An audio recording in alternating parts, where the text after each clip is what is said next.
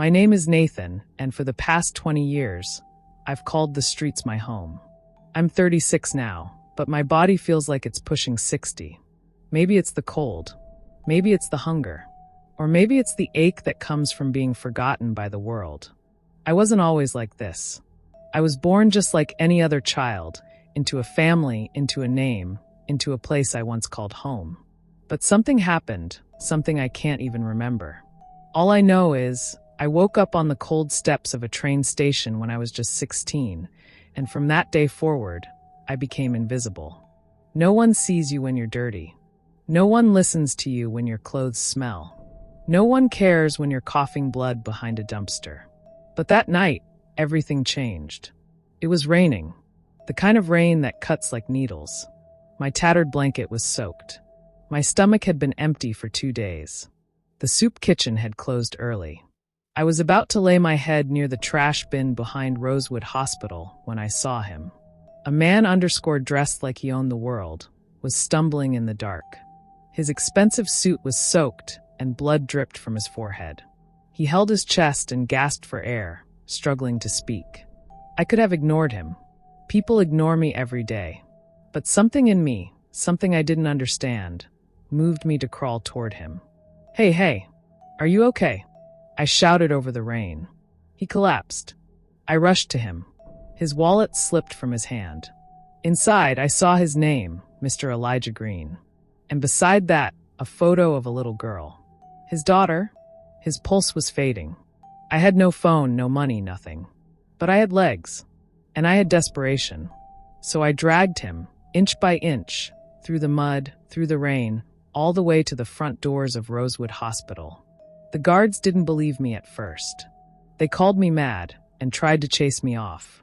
But when they saw Elijah's bleeding body, they panicked and called the doctors. I watched from outside the glass doors as they wheeled him in, yelling for blood, oxygen, surgery. Nobody thanked me. Nobody asked for my name. I sat there for hours, shivering, bleeding, waiting to know if he'd make it. When the doctor finally came out, he looked straight past me. He's lucky, he told the nurse. Another 5 minutes and he would have died. Whoever brought him in saved his life.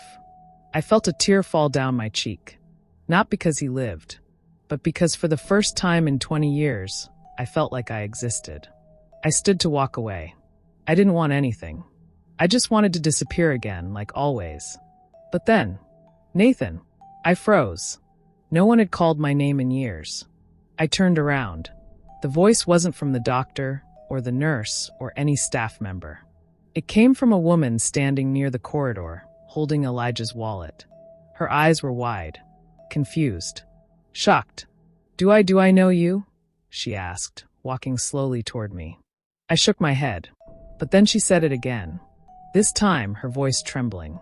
Nathan? Nathan Graham? I blinked. Graham? That was my surname. The one I barely remembered. Who are you? I asked, my throat dry. She opened her mouth, but before she could speak, a nurse rushed out, whispering in her ear.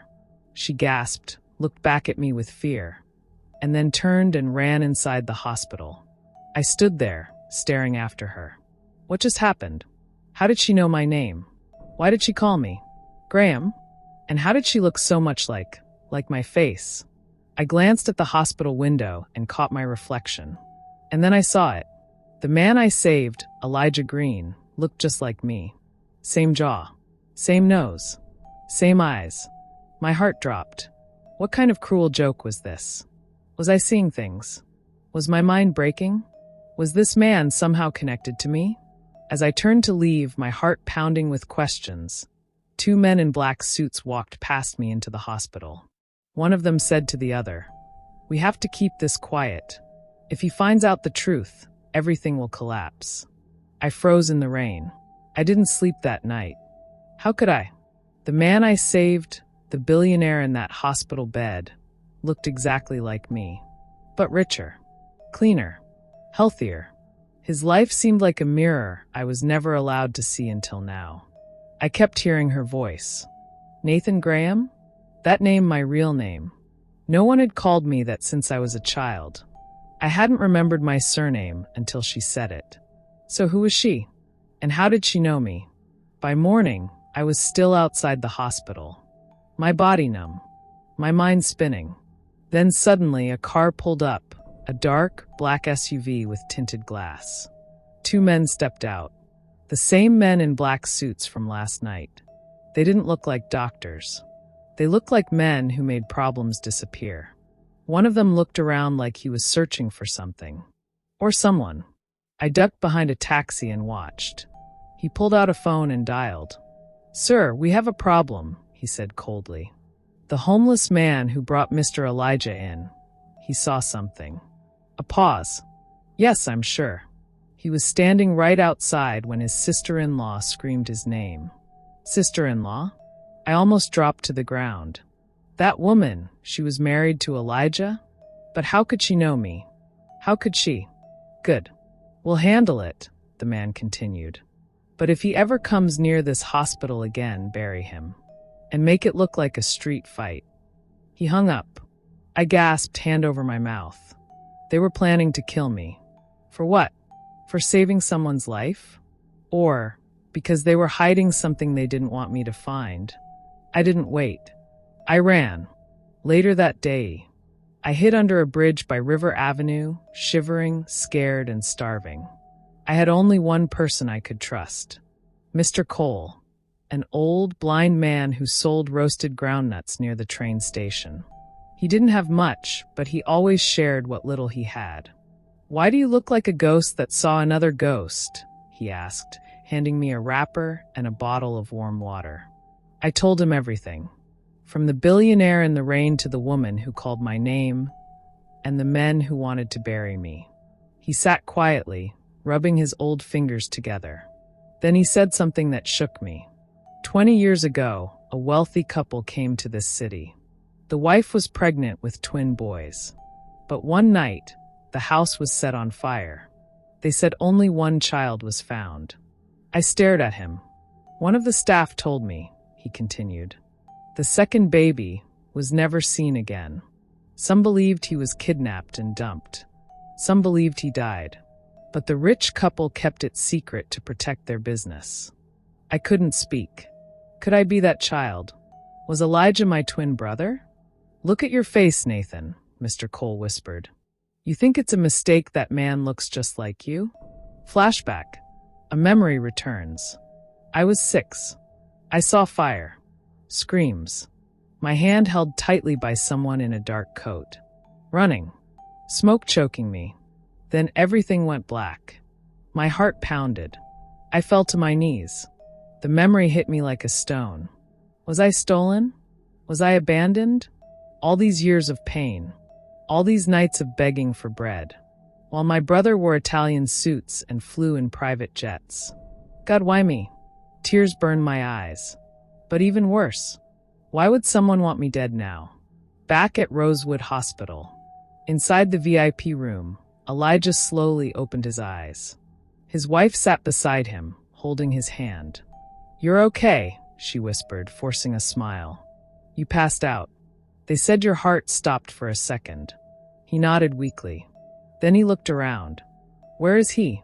"Who?" "The man who saved me," Elijah said. The face I saw in the rain, he looked like me.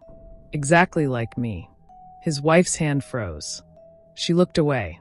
"Elijah," she whispered, "there's something you should know. About your past." But before she could speak, the door flew open. The man in the black suit entered. He gave her a sharp glance. "Ma'am." "A word." "Now." She stood, eyes wet with tears, and followed him outside. The man grabbed her arm roughly. "I told you, keep your mouth shut. If he finds out he has a twin, the inheritance war will destroy the company." "I don't care about the company," she snapped.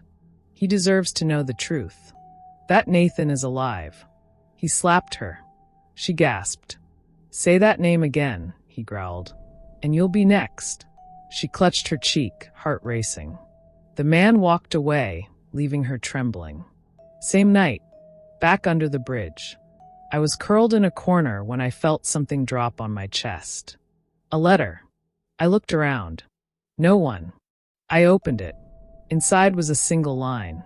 You don't know the truth, but the truth knows you. Leave now, or they will bury you before sunrise. I stared at the words, shaking. Who sent it?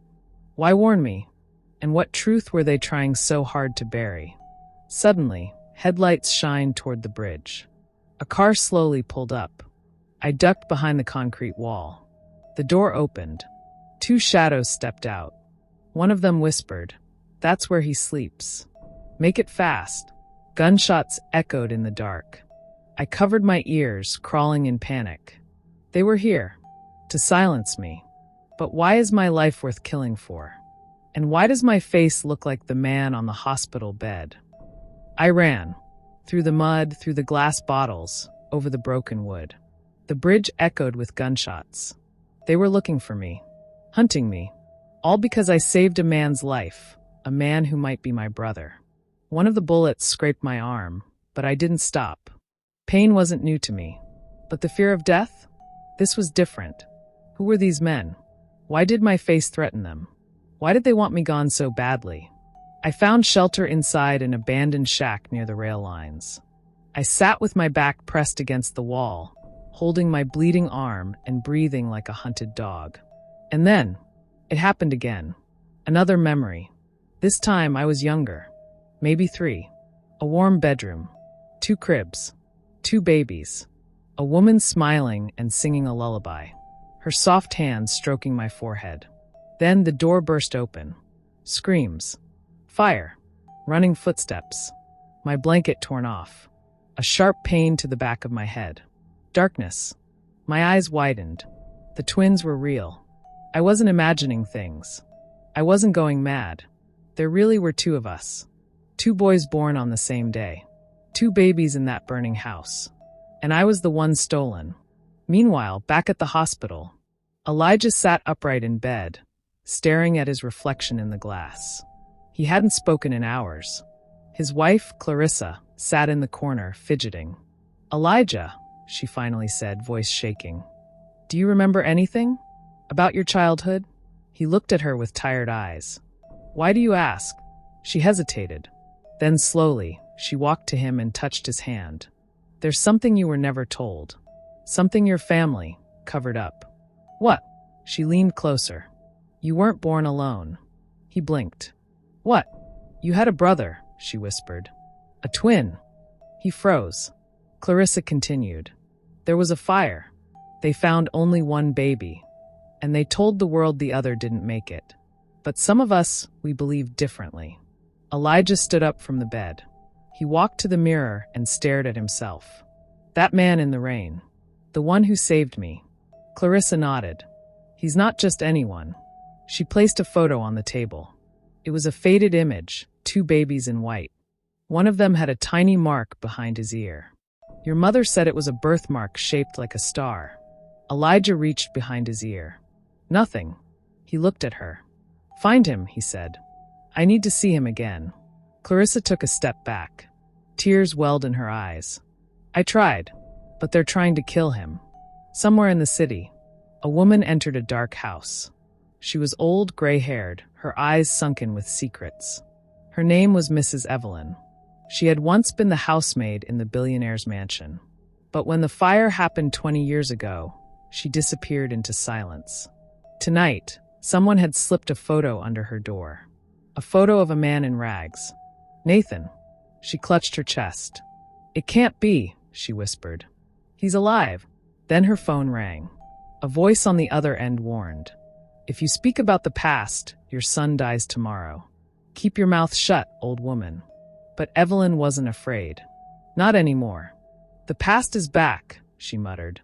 "And this time, it's wearing the face of the forgotten." Back to Nathan. I wandered into a small pharmacy, holding my bleeding arm. I didn't have money, but the woman at the counter looked at me with pity. She cleaned the wound and gave me a painkiller. "What's your name?" she asked. I almost lied, but something in me was tired of hiding. "Nathan Graham." Her eyes widened. "I've heard that name," she whispered. "From a woman. A maid. She said she once served a wealthy family, the Grahams. There was a boy with a birthmark behind his ear. He was stolen." My throat dried. I slowly turned around. She handed me a mirror. "Check behind your left ear." I did. And there it was. A faded star-shaped mark. My legs gave way. I slumped to the ground. Tears dropped from my eyes. All these years, I had begged. I had suffered. I had starved. While my twin lived like royalty. But he didn't know. He had no idea. He wasn't the enemy. The real enemies were those who kept us apart. Those who buried the truth and built empires on lies. Flash to the men in black. "Sir, bad news." One of the men said over the phone. "He knows now. The twin is alive. And Elijah is asking questions." The voice on the other end was calm, but dangerous. "I told you," the voice replied. "If Elijah finds out about the inheritance clause, we lose everything." "Yes, sir." "Then bury both of them." I stood on a bridge, staring down at the cars passing below. Suddenly, a black car pulled up behind me. Doors opened. 2 men stepped out. One held a gun. I turned slowly, heart pounding. But before the man could speak, a voice echoed from the other side. "Touch him, and I'll expose everything." I turned. It was Clarissa_Elijah's wife, standing with her phone up. Recording. "I know the truth," she said coldly. "And the world is about to know too." The men froze. My eyes locked with hers. And I whispered, "Tell me, who am I?" The wind blew softly across the bridge as Clarissa held up her phone, recording everything. The men in black froze, unsure of what to do next. But she didn't blink. She stood firm, her voice calm yet dangerous. "I've already sent the video to 3 different journalists," she said. "Touch him, and tomorrow morning, the whole world will know you tried to bury the truth." The taller man clenched his jaw, furious. But Clarissa turned to me, Nathan, and gave me a soft, reassuring look. "Come with me," she said gently. "You're not safe here." I hesitated. For years, all I knew was fear, hunger, and silence. Trusting people never worked out well for me. But this time, it felt different. I followed her. And for the first time, no one chased me. Back at the mansion, Elijah stood in the garden, tall, proud, and quiet. His hands trembled slightly as I stepped through the front gate. Our eyes met. He dropped the glass in his hand. I stood there, uncertain, dirty, ashamed of how I looked. My clothes were torn. My shoes had holes. But none of that mattered when he slowly walked up to me and stopped just inches away. We stared at each other. It was like looking in a mirror, but one that told 2 different stories.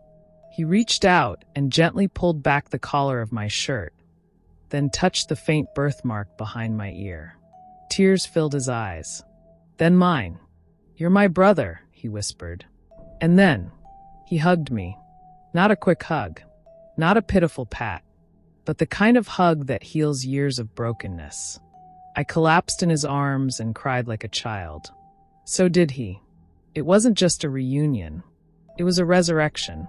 Later that night, we sat by the fireplace as Clarissa, Elijah, and I listened to Mrs. Evelyn, the old maid, confess everything. "I was there the night the fire happened," she said. "But the fire wasn't an accident. Someone set it to kill you both and take your father's company." I gasped. Elijah's eyes widened. Mrs. Evelyn continued. "But only one baby was found. Your parents were told that the other had died. But I knew. I saw a man take Nathan and vanish into the night. I tried to speak, but I was threatened.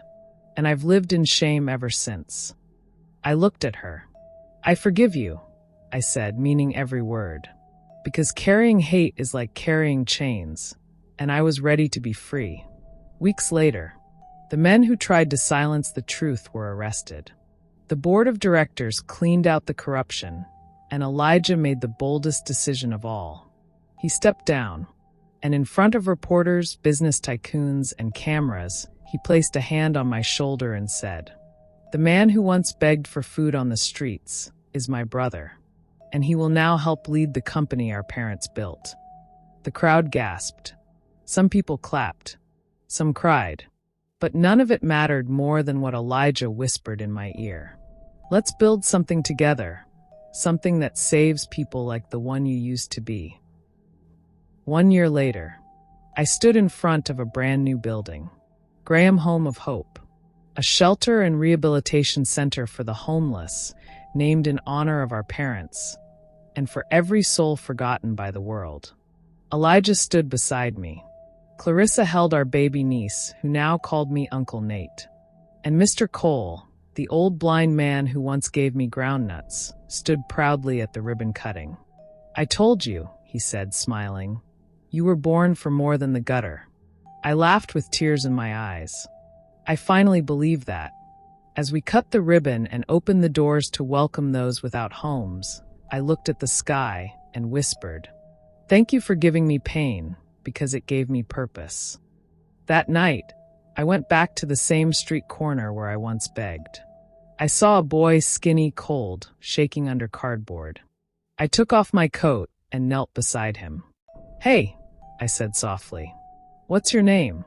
He looked up, afraid. "Don't be scared," I smiled. "I used to sleep right here too." He blinked. "But now," I continued, "I own the biggest home for people like you. And I want you to come with me." He hesitated, then nodded. I took his hand, and together we walked away from the dark, into the light.